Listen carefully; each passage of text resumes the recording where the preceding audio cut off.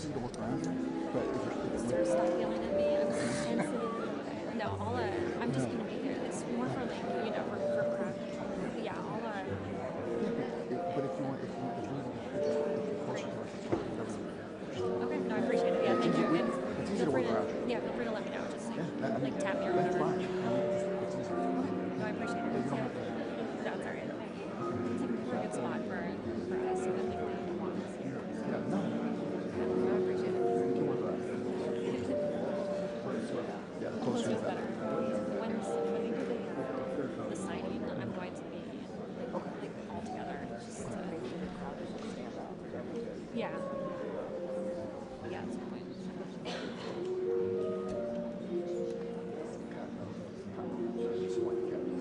I can't remember. Yeah.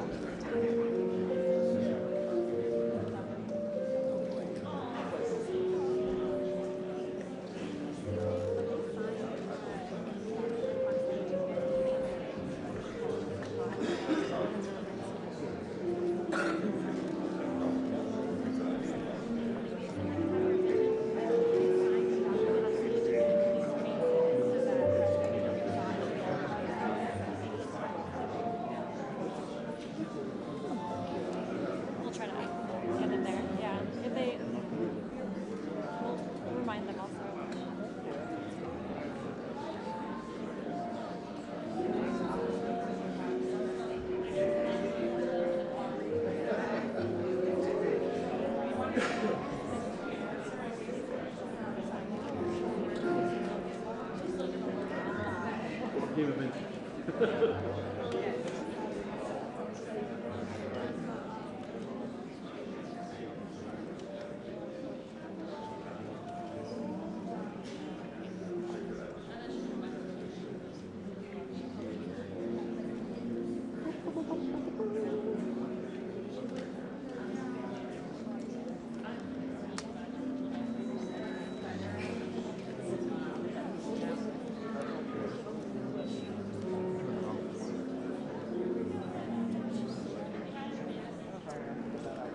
No.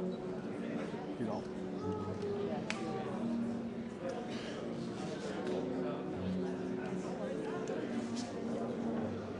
It'll be music like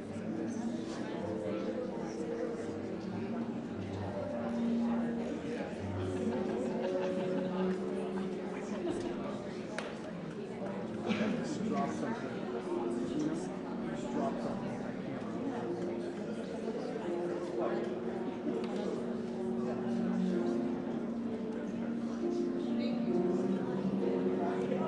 Probably wasn't. They made that same sound.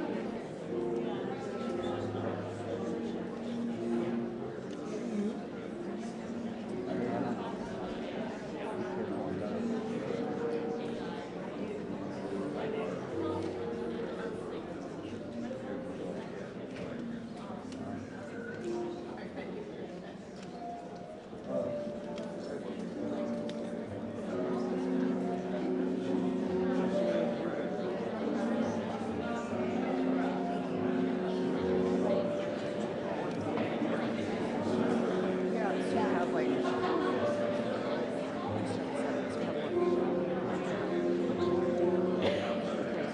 it's already 26. Why did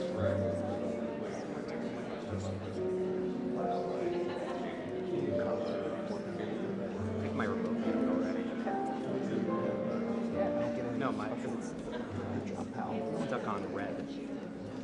yeah. I have the old Pocket Wizard. It's alright. Now we know to upgrade.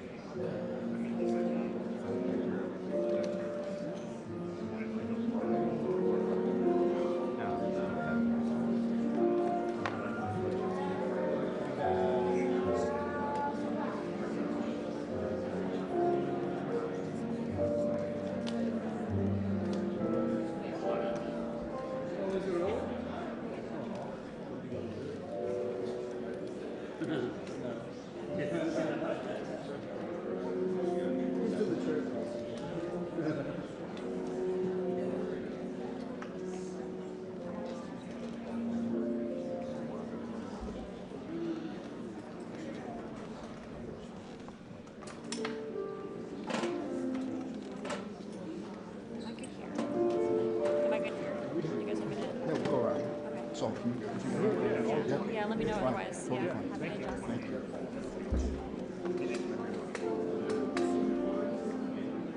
2 minutes, AB. 2. Okay. I heard it from DJ, so it's all good. He's the right guy.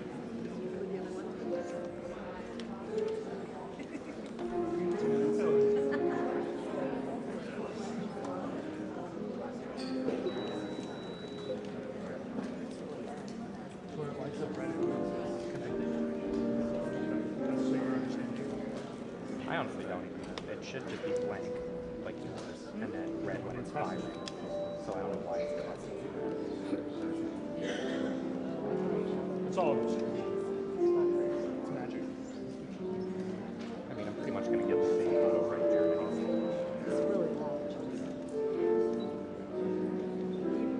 You used to be able to like put a bar up over the door on the side. So you can hang them both down looking well. I don't know I can also just throw my camera in the air while triggering. I've already done it feels a little risky. encroaching on your space. Too much noise to play.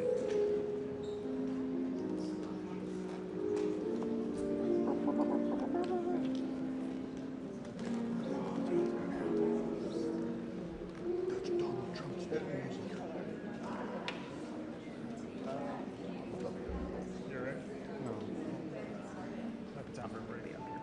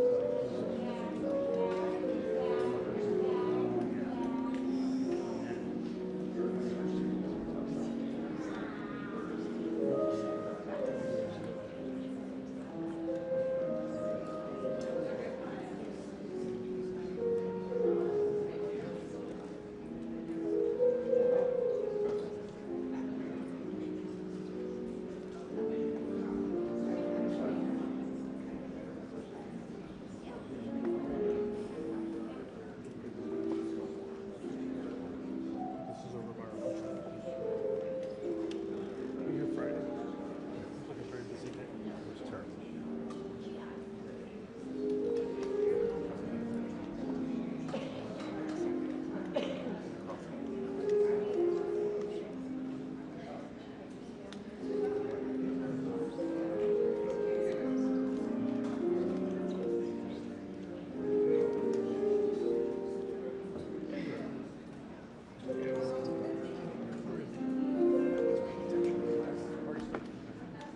Here we go.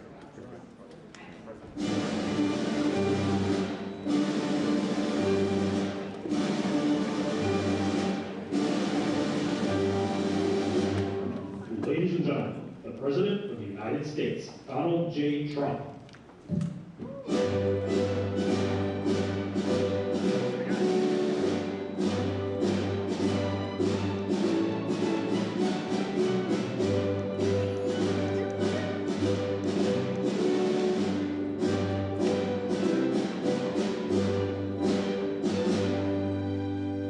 Thank you very much. It's a big day.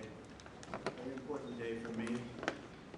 Should be important for everybody, including the media.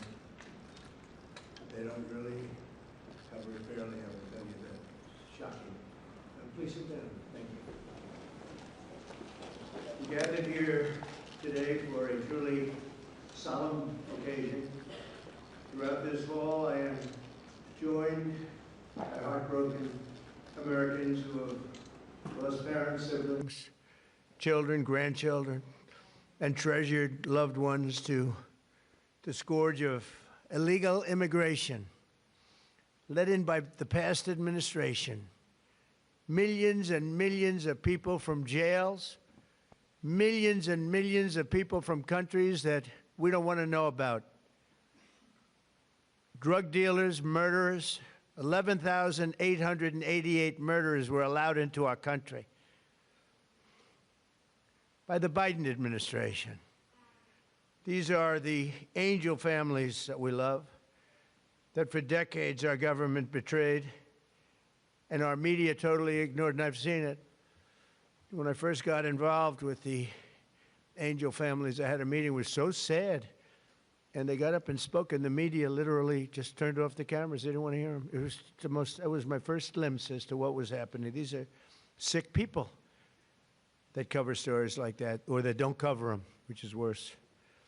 Everyone in this room not only suffered an infinite loss, they were the victims of politicians who put the comfort of foreign criminals before the safety of American citizens and American patriots. Their stories were censored and suppressed like maybe almost never before, so that the politicians could open our borders and allow our nation to be invaded. If we didn't win the election, our nation would right now be destroyed.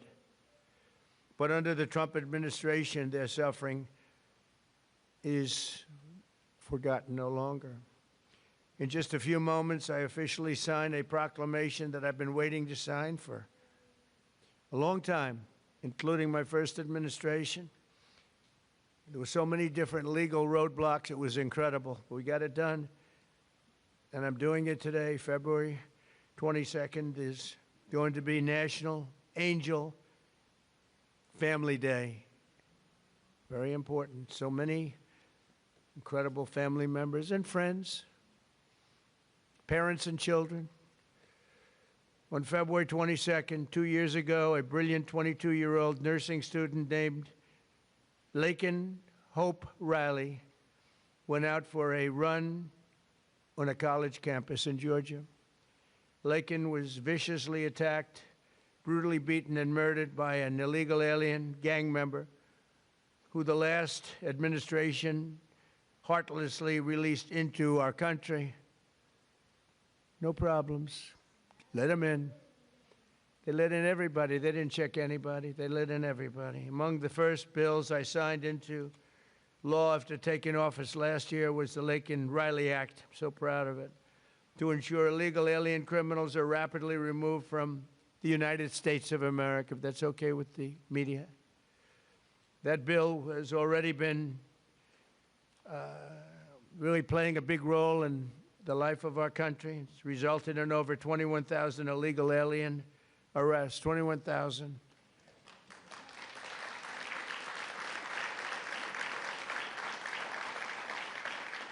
We're joined this morning by Laken's parents, who I have gotten to know. These are incredible people. And I want to ask Laken's mother, Allison, to please come forward and say a few words, please.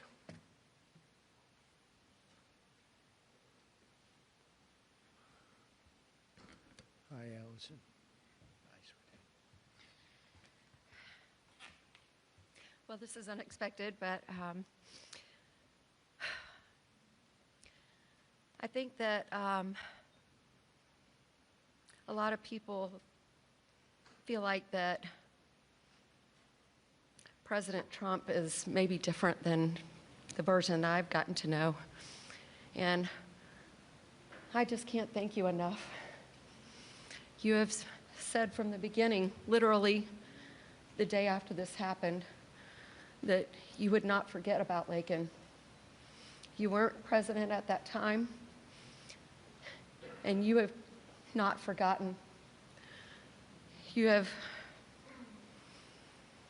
fought a fight that most people would not want to have to fight. most people wouldn't. They would just say it's just easier not to do this. And President Trump you are doing a thankless job that most people just wouldn't do. And I just can't thank you enough. There are just not enough words to say. Because if you lived the nightmare that we have lived, you understand the importance of the job that he's doing and securing our nation and fighting for our families. Because this could be any family. This happened to my family. This could be any one of your families. And Laken was the most responsible, hardworking, kind, selfless, beautiful Christian. And she wasn't somebody that put herself in bad positions. She didn't make bad choices. She was just a good girl. And she just wanted to go for a run that morning after she'd gotten up at 4 o'clock the morning before to decorate her roommate's door for her birthday. And she did everything for everyone else. She expected nothing in return. She just wanted to be a good friend and a good sister and a good daughter and a hardworking nurse. She was working so hard for. And I'm beyond blessed and thankful that you're honoring not just Laken, because she's one in a ton of people that have suffered at the hands of illegal immigrants. She's not the only one. And so thank you for honoring all of them, not just Laken. And we're just beyond grateful. Thank you. Thank you so much, Joe. Thank you.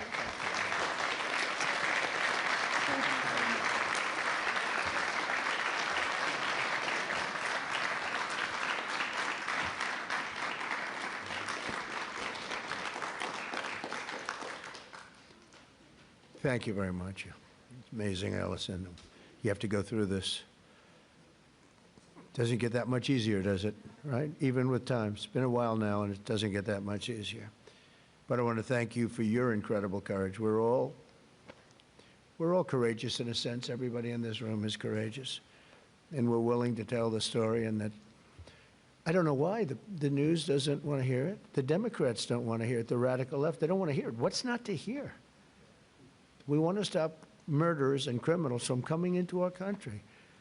I watched the mayor of Minneapolis. I watched these people saying, we want to protect murderers. I don't get it. Something's sick. They're sick. Can't have a country like that. So we appreciate the bravery of everybody in this room, actually. And Christy, I want to thank you, and I want to thank Tom in particular for, we have a border that's 100% closed now. 100%.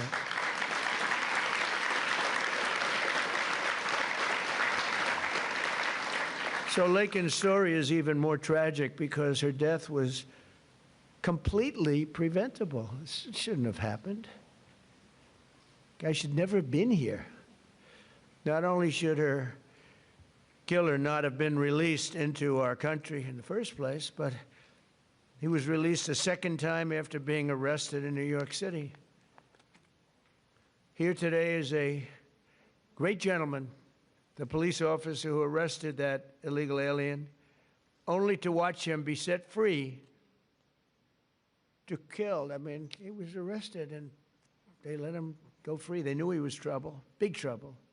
Many of them are like that. They release him knowing it's going to kill again, but they released him and set him free to kill Laken. So I'd like to have Ethan Carreri come up, please. He's a great, highly respected police officer, and you can explain what happened. Come on up. Thank you, Ethan. Thank you. Mr. President, it's an honor to be here today, and it's an honor to be speaking with you guys. My name is Ethan Carreri. I'm a police officer in Palm Beach County, Florida, and a former New York City police officer. While serving the New York City Police Department, I personally arrested Jose Ibarra for endangering the welfare of a child. A few months later, I saw his face again in the news after he viciously murdered Laken Riley. I did my job. I put him in custody. The system failed. No detainer, no accountability, no deportation, and an innocent American life was taken. If you enter our country illegally, there will be consequences under this administration. The American citizens must always come first. To Laken Riley's family, your loss should have never happened. We owe it to you and every American family to enforce our laws, secure our border, and protect innocent lives. Mr. President, thank you so much for having me here today, and thank you for all you've done for our country. Thank you. Thank you. Great job. Thank you very much. I notice you left New York to come to Florida. It's in a way it's too bad, right? But you couldn't take it anymore. They don't let you do your job. But thank you very much, Ethan. Great, highly respected person. Have to do a little checking before I introduce people, otherwise I get in trouble.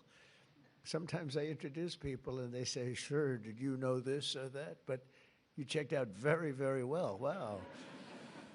Stories like Laken's are one more reason why my administration will do everything in our power to end the scourge of sanctuary cities once and for all. They protect criminals. Why do people fight? They protect criminals with a vengeance. They fight for these criminals like murderers. They're protecting murderers. They fight for them so hard. There's something wrong with them. We're joined today by so many angel families who are grieving a terrible loss. They've gone through hell. Steve Ronnebeck was the father of 21-year-old Grant Ronnebeck, a beautiful guy, who was shot and murdered by an illegal alien while he was working behind the counter of a convenience store in Arizona. He was working behind the counter. Steve, would you please come forward? We'll talk about your boy. Thank you very much. Thank you, Mr. President. Good to see you. You know, I spent some time with President Trump in his first election. President Trump talked about Grant even before he was elected in 2016. And finally, we had hope. We had hope that it was going to end. I was just talking to Secretary Noem that we all sat around a table one day during one of our visits to Washington. And again, the word preventable came up. All these deaths at the hands of illegal immigrants are preventable. They could have been stopped. We could have done so much more, unfortunately, at the hands of an election that we question. Somebody took their foot off the brakes and put their foot on the accelerator to let these people into our country. And it wasn't just regular people, it was criminals, it was murderers, killers, rapists. And now today, we are finally going to see that somebody's going to remember all of our loved ones. They're going to remember the names, and they're going to remember what we've all been through. Thank you, Mr. President.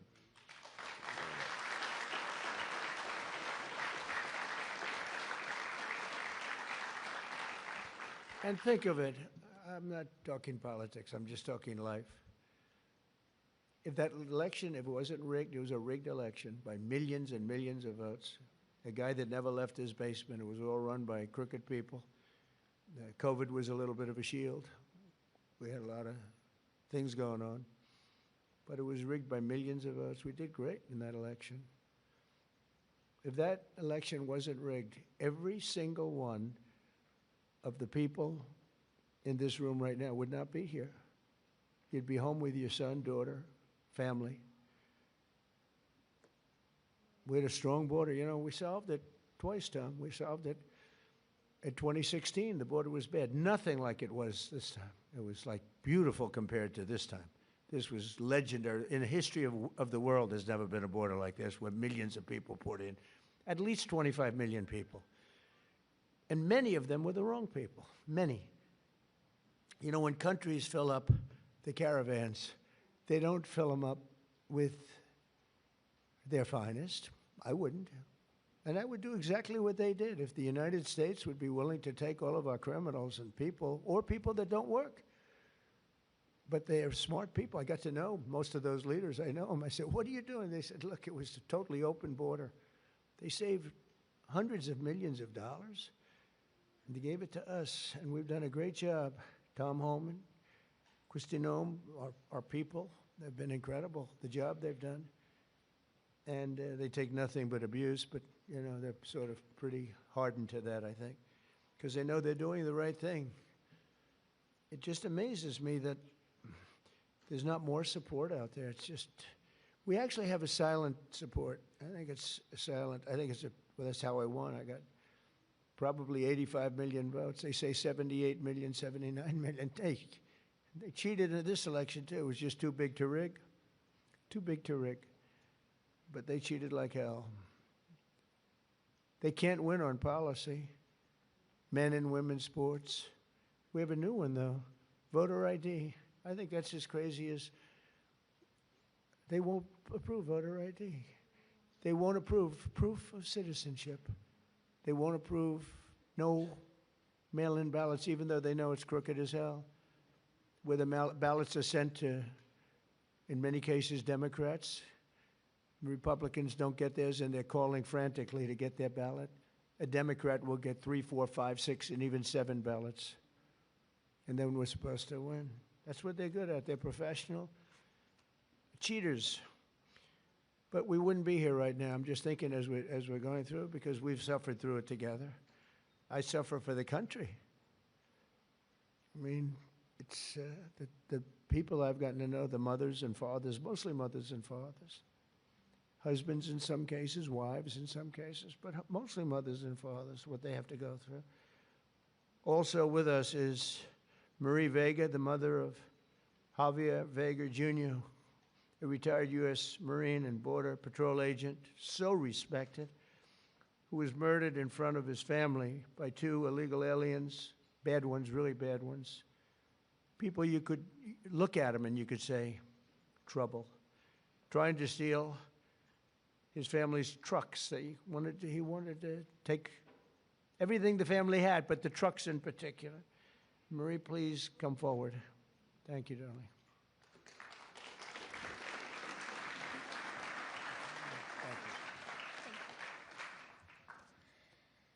President Trump, on behalf of my family and I, thank you for hosting this beautiful remembrance in honor of our loved ones who were killed by illegal aliens. As you said, August the 3rd, 2014, my husband Javier, my son, Marine and Border Patrol agent Javier Harvey Vega, his wife, 2 of his sons and a friend, and I were fishing in Santa Monica, Texas. Within minutes of settling in, we were ambushed by 2 illegal aliens with many priors. Without warning, they jumped out of their stolen vehicle with guns that were not supposed to be in their possession in an attempt to steal 2 4-wheel drive vehicles. While trying to defend us, Harvey was shot in the chest and killed. My husband, Javier Sr., was shot in the back. Remember, you all, children were there fishing with their friends, and they just kept shooting. You could hear the bullets just whizzing past you. Javier Sr. returned fire with his weapon, and I grabbed the AR that Harvey had attempted to defend us with, and I returned fire as well. Had we not fired back, they would have killed everyone there, including the children, so that there wouldn't be any witnesses. And they killed an amazing man, a loving and honorable dad and husband. Thank God we have you in office. Without you, America and the world would not know the consequences of open borders. Thank you for restoring law and order. Thank you for acknowledging us, the Angel families. Every day I think of you and the heavy weight of a nation that you carry with you. I can't imagine what it must be like to wake up every morning, work so diligently amid attacks and resistance from the left, to deal with the craziness, the fraud, and the swamp. But you get it done day in and day out, all while finding solutions to making America great again. You absolutely amaze me. Please know that we see it, and we, the masses, your constituents, are behind you 100%. When you were elected the first time, for the first term as president, I remember saying to my boss, this is exactly what this country needed, a businessman. You did an outstanding job then, and although you were cheated out of the second term, by the way, you won that election as well, and we know it. I knew the third term was going to be epic, and here we are, mega. Before I end this, I have to share a sweet story with you about my daddy. He absolutely hated the way people treated you and attacked you. On your third run for office, he said to me, "Mijita," which means my little daughter in Spanish, "Can you check to see if I'm up to date and still registered to vote? We need to make sure President Trump gets into office." I said, "Of course, Daddy." And I did, and I checked, and he was registered to vote. We lost a great man, April the 3rd of 2025, and that would be my daddy. Again, thank you for everything. Thank you for backing Border Patrol and ICE and backing these families. Thank you so much. I love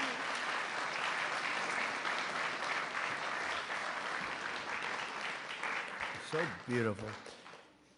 You know, I was thinking as you were saying that running again for a third time after having gone through what we went through the second time, which was so horrible. So much cheating, so much deception and viciousness, and you could see what they were going to do. And I'm here now, and it's a much more powerful term than my second term would be. And much more powerful. And one of the reasons is everybody sees how bad they were. And I had to go through, and I still do, fake stories, fake polls. I mean, I had polls for the election that showed I was going to get swamped, and I won in a landslide. They were fake polls because polls are tough. You know, when you get a fake poll, I get them today. I saw one today that I'm at 40%. 40%. I'm not at 40%. I'm at much higher than that. I mean, I'd love to run against anybody. The real polls say you kill everybody. It wouldn't even be close. But you go through the fake polls, you go through the fake stories.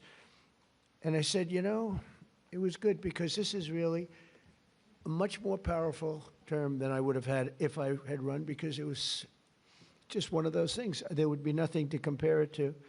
And now they compare it to Biden and that horrible, horrible administration. And I mean it, it is more powerful. Our military is much more powerful. We rebuilt it mostly in the first term. Then they gave away a chunk of it. And as much as it was, it's very small relatively, Tom. But we gave it to the Taliban. Just walked out. We could have taken it with us. They said, oh, I think it's cheaper to leave the planes. Just put a little jet fuel and fly it to a neighbor or fly it right home. Sir, I think it's cheaper. I think we'll save money by leaving a $150 million jet on the runway. These people are crazy. But I said, and I've said to a lot of people, it's much better what happened. But not for you people, it's not. And then I go back and say, but I wish it didn't, because every one of your loved ones would be alive today. Everyone in this room, I think, maybe there's one where could have sneaked through during our term, but I don't think so. We had a very tough border. We had we solved it in 2016, and we had a very strong border. I would say nothing is as strong as what we have now, but we had a very strong border. We had a good border. We had a sane border. It was sane. And I say, I like this much better. much more respect. You know, you read about all these crazy shooters, but they only go after consequential presidents. They don't go after non-consequential presidents, you know. If you take a look, Abraham Lincoln, some big one. John Kennedy, in a certain way, was very consequential. He represented something very important. He was there for 1,000 days, as you know, the book, 1,000 days, but he was consequential. There was a glamour, there was something good for our country, right? But they consequential, and I was told that. I saw that the other day. They said they only go after consequential. So maybe I want to be a little bit less consequential. Can we hold it back a little bit, please, Tom? Can we just, like, nice and easy? Let's be a normal president for a little while. Because we had the greatest first term, I think, of any president in history. A lot of people have said that. Even radical left people have said that. And so it's, you know, but the one problem is that, and every time I say it, I go back to the one thing I said, but we wouldn't have had 25 million people allowed to come into our country, totally unchecked, totally unvetted. And those are the people that destroyed your lives. They destroyed your lives. They wouldn't be there. So I always say I like it better, but there's one thing I don't like better, and that's what they did. Because I think that's the single biggest problem. You know, he gave us inflation, highest inflation we've ever had. I solved that. Right now, inflation's at a very low number. How about gasoline? I was in Iowa, $1.85 a gallon. You know, I solved that. I did a great job with that. Prices are coming way down, and I'll get them down further. But, you know, Christ, no matter. By the way, if I came up with a cure for cancer, they would say, he should have done it years ago. There's not a thing I can do where these people are going to give me credit, and that's okay, because we won in a landslide, so the people understand. The people understand. But the one thing that I regret about the election and the process, because it's a much bigger, more important, you look at what we're doing throughout the world, we're respected like we've never been before. But the one thing that I can't do anything about is that he allowed 25 million people, many of these murderers, drug lords, criminals, people from mental institutions. They emptied their mental institutions, Tom, is that right? All over the world, not just in South America. They emptied their jails, many of them from all over the world. Why? Why would we do this? And they walk in, nobody even asks for, like, do you have an identification? Do you have an ID? It's so crazy. You know, the mayor of New York, and he's a very nice person. I met him, but his ideology is not too good. But we're having a massive snowstorm right now. And I heard that he's asked people to come out and help shovel the snow. Okay, so you get a shovel and you start shoveling, right? What the hell, you're not going to help too much, but you can help. And hello, darling, how are you? No, right behind you, look, my friend, right? Are you okay? Yes, you. Are you okay? Are you okay? Good. Good. Are your eyes okay? I gave her money to get her eyes fixed. A lot of money to get her eyes fixed. That doctor ripped me off, but that's okay. And when do you go?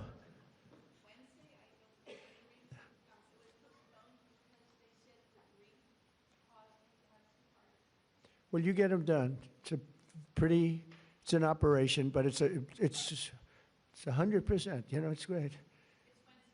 Good. You're going to have 20/20 vision. She's almost blind, cataracts. She's almost blind, and with one operation that'll take a very short period of time. Hope you have a good doctor. He's an expensive doctor, top of the line, right? But you know what? You're going to have 20/20 vision. Because I noticed you're wearing glasses. I saw you yesterday on television wearing glasses, and I said, well, but anyway. But, you know, speaking of your family, it would be a lot different right now, except for the election. So I always say, it's too bad that happened. And if I had it to do again, it's despite the tremendous job we're doing now, I wish it could have been the other way, because we wouldn't even be having this meeting right now. There'd be nobody. I wouldn't have gotten to know you. But it's gotten to know you under very bad circumstances, right? The worst circumstances. So one of those things. But the thing I can't understand is why the press isn't more supportive. They're so dishonest.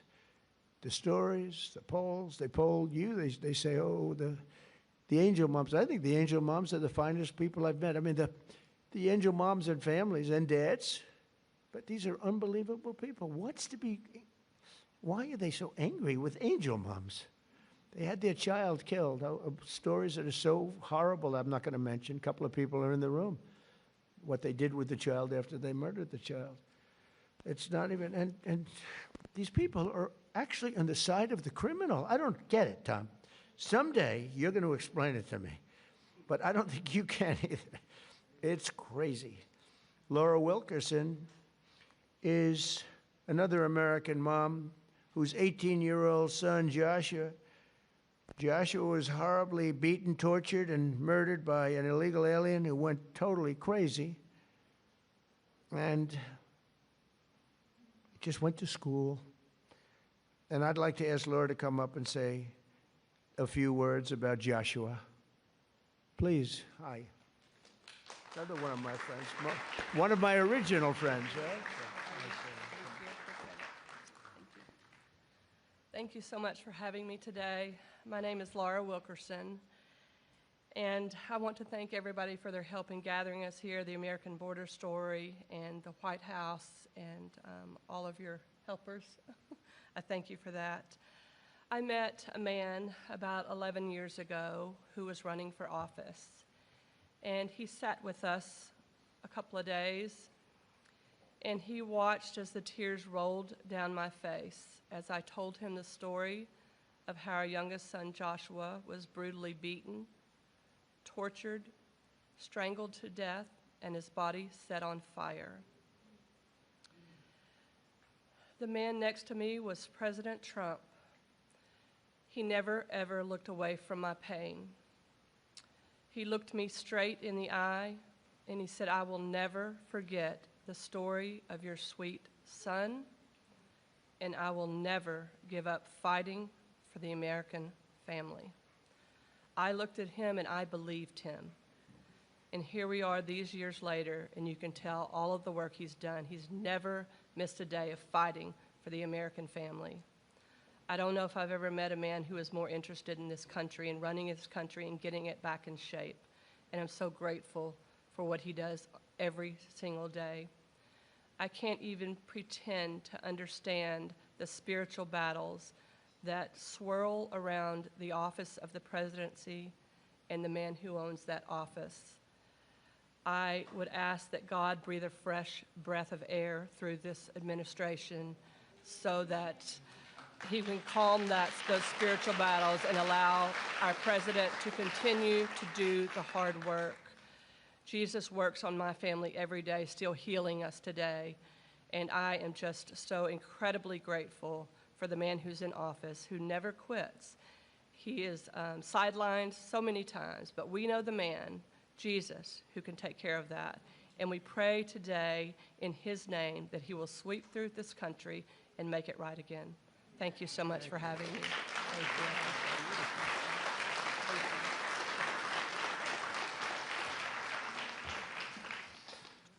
you. Well, I just want to thank you. That's amazing.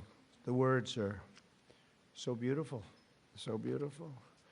I get introduced often, and I'm getting introduced by people. In many cases, they hate me. And they don't give me nice introductions like that. But all we're doing is the right thing. It's sort of simple, right? It's sort of simple, but not simple for you. And that's when I was running, actually. That was before I won. I didn't know if I was going to win or not. I was running against 17 politicians. You knew. That's nice. But no, I never forgot that. Jody Jones is a loving brother whose cherished sibling Rocky was killed by an illegal alien real monster, who went on a deranged crime spree after being released from prison as part of a California sanctuary city policy. Jody, please come up. Thank you.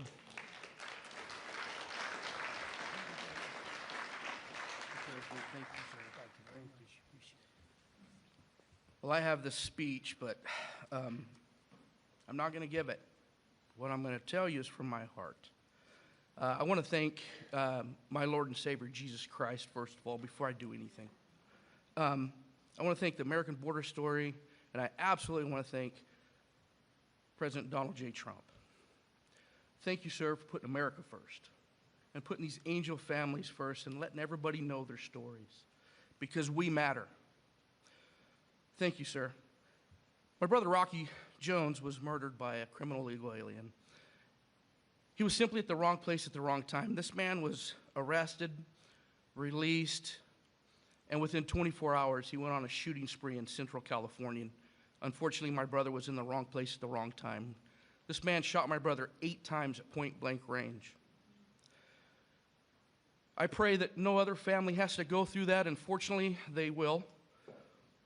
And just know, President Trump, I want you to know, no matter what the fake media says about you, the American people love you, and we will support you all the time, because we love you.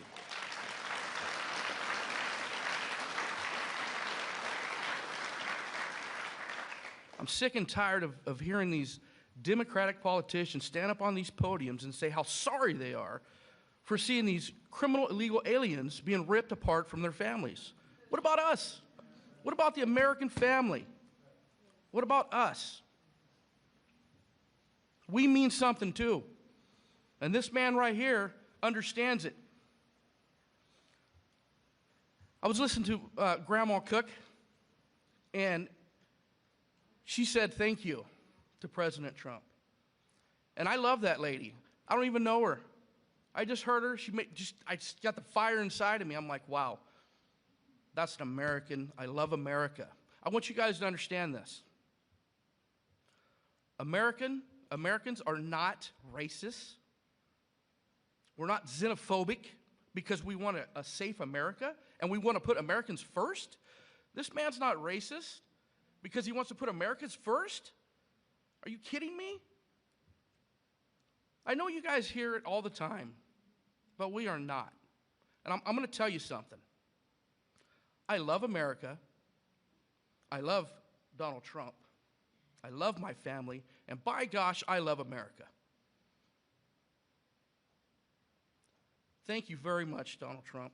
President Trump, you are the man. You are the man. I want to say this. I'm going to end here. I want to say this. I love my country. God bless you. God bless Donald Trump, and God bless America.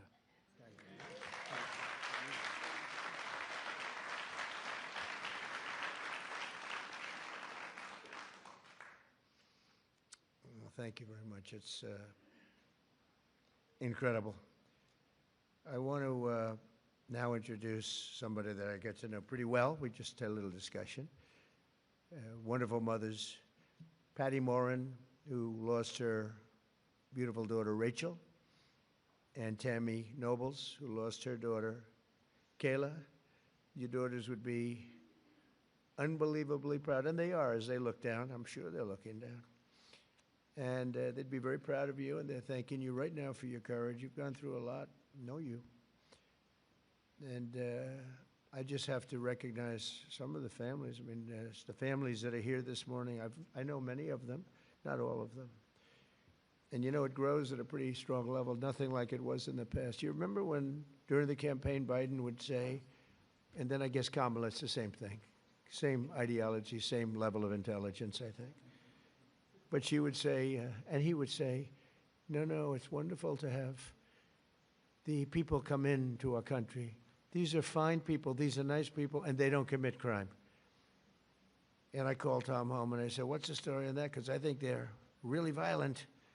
And Tom would say, these are the most violent people in the world. They're coming in. These make I remember you said, these make our criminals look like choir boys. And you know what? You were right. You were right. But I want to thank those two people because what they went through, and I want to recognize all of the families here this morning who have lost loved ones, a lot of families. Thousands are not here, and they're feeling just the way you do, sad. and continue to fight. You know, they say time helps, but I've seen some people, and the time isn't really, not helping that much. Time, they say it heals all wounds, but it's not. Do you feel better now or the same? You know, you got to feel a little bit better. You got to let it, but it's not like the phrase, wonderful phrase, time heals, like everything's going to, excuse me? Yeah, I know. We'll continue to fight, though, and we'll stop this horrible situation, and we have stopped a lot of it. A big thing, you know, you saw that murders are down for the most in 125 years. This before my father was born in 1905. 5 years before my father was born. My father was great. But so in 1900, 125 years, the murders, the lowest rate. You know why? Because I closed the borders, and we got a lot of people out. It's not just closing, we got a lot of people out. Washington, D.C. is now a safe place. We don't want to close the borders with them in here. We got a lot of them out, and we got many of the worst ones out. We go for them first. But I want to conclude by reading part of a letter I received earlier this year from two heartbroken grandparents who will never again see their 8-year-old granddaughter after an illegal alien ran her over with his truck purposely. They wrote to me, "We are hurting so badly, and now know that the hurting in our family will never go away. It never, ever will go away. We're not seeking notoriety. We don't care about press coverage, but we do want our girl to be remembered. We want people to actually know how preventable this murder was. And lastly, we want the American government to be accountable to its citizens." True, they should be accountable for what they did.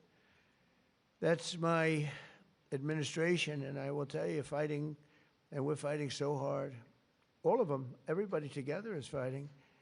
We're putting American citizens first. We're defending American lives, and we're fighting for every Angel family. Angel families are beautiful families.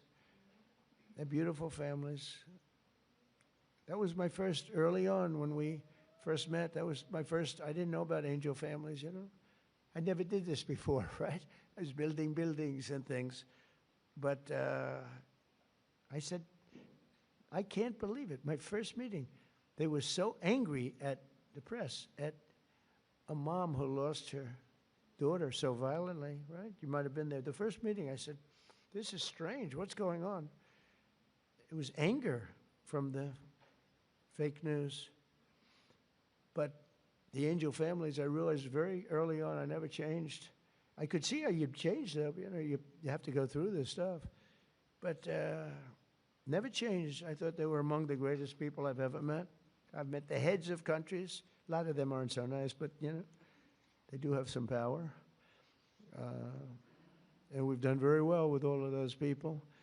But among the finest people I've ever met are the people in this room and people, many people outside of this room. I know many, many more than just in the room.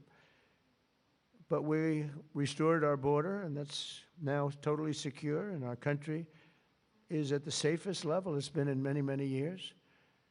How could anyone possibly say we want open borders, knowing, especially, let's say you did that because you're foolish or stupid or something, and you did it, but after a couple of weeks, you're going to know that the people coming here, if you're running a country, you want to send your bad people out. That was the way I looked at it. I didn't know anything about it.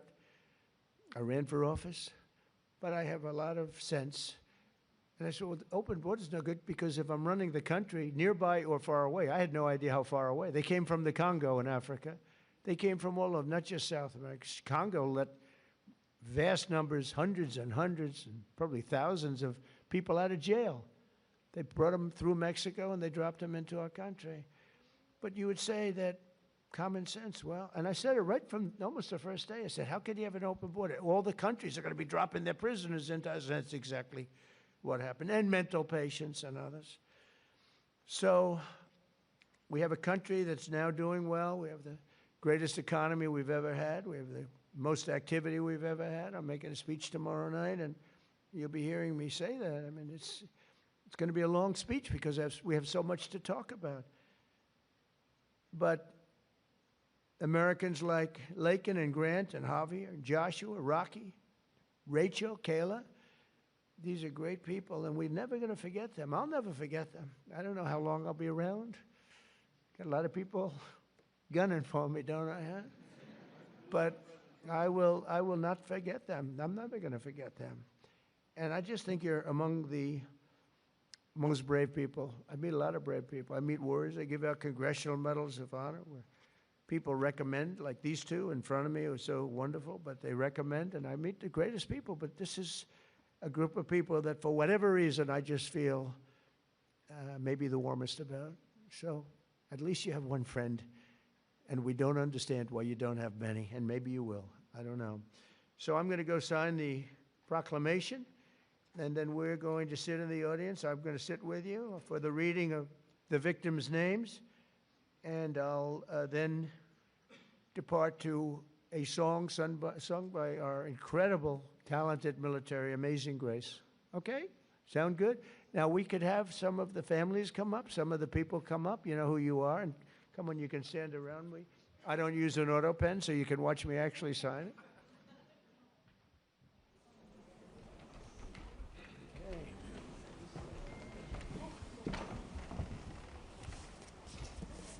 We'll do this the right way. Do you have, I want to give coins to the family, okay?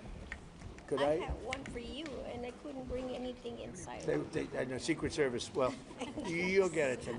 Say hi to Trump, Emma. Hi, Chuck. Hi, sweetheart. Little Emma. Oh, hi, Emma. Little Kella. Very good, beautiful. Yeah. Okay, you ready, Emma? We're going to sign this, okay? Okay.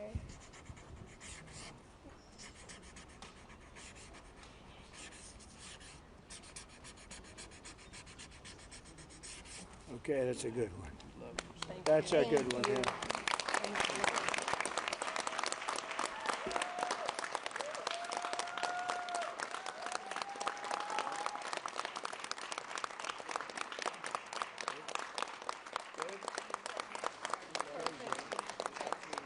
Thank you very much. Thank you. Thank you very much. You take care of yourself.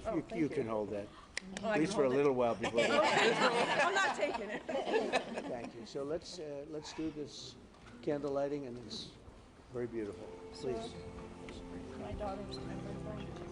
Thank you very much.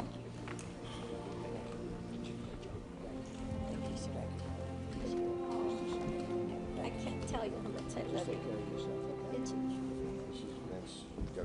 This is Tyler. Yes, sir.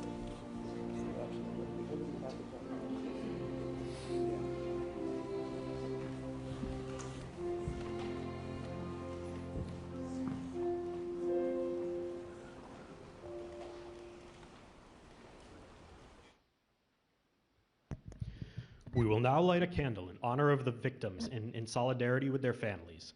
Following the lighting of the candle, the names of the victims will be read aloud so that their memory may be honored.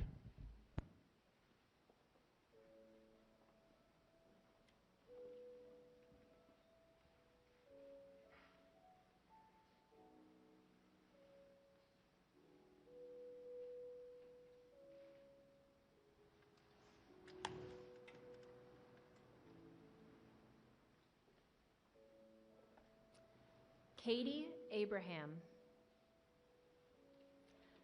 Chad Eistrup, Austin Babcock, Megan Elizabeth Ida Boz, Jesse Bird, Liam Cantu, Michael Clayton, Gail Clayton, Sander Cohen, Pierce Corcoran, Ronald De Silva, Jackson Davis, Christopher James De Leon, Joseph Di Tommaso, Marshall Dova, Brady English, Shaylee Estes, Lacey Marie Ferguson, Maura Garrity, Tristan Gray, Kayla Hamilton, Aaron Joshua Hampton, Brady Heiling, Susan Hine, Haley Helgeson, Kyler Holbein, Gregory Hamala, Gabriel Kaleshi Isiguzo Jr., Rocky Paul Jones, Shane Jones, Stephanie Kaufman, Haley King, Amy Courtlang, Ryan White, Brian Moss, Robert Mopin, Lisbeth Medina, Brandon Mendoza, Brandon Michael, Dominic Montoya, Jonathan Moody Jr., Reuben Morfin, Rachel Morin, Krisha Odette, Nicolay Osokin, Rocco Pitro, Lakin Riley, Grant Ronnebeck, Matthew Russell, Kayla Santiago, Danielle Nikki Shermock, Fred Schlosser, Tiara Stansberry, Kate Steinley, Joseph Story, Timmy Tarnowski, Brian Terry, Anya Varfolomeyev, Javier Vega Jr., Joshua Aaron Wilkerson,